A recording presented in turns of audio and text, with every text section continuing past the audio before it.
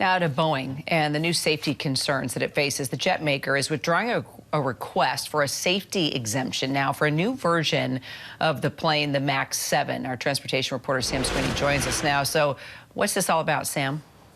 Well, Kira, Boeing is in the process of getting that 737 MAX 7 approved by the FAA. And last year, they came up with a problem, a potential problem, that one of its systems could overheat, causing a panel that is around the engine of the aircraft underneath the wing could fall off. It has never happened before, but they said the potential is there.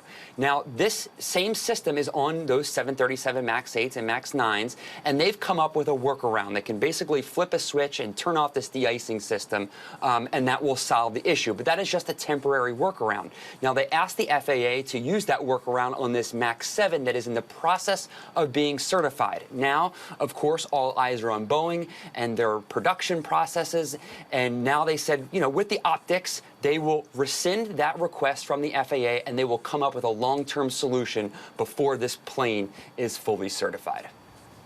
All right, we'll track it, Sam. Thank you so much.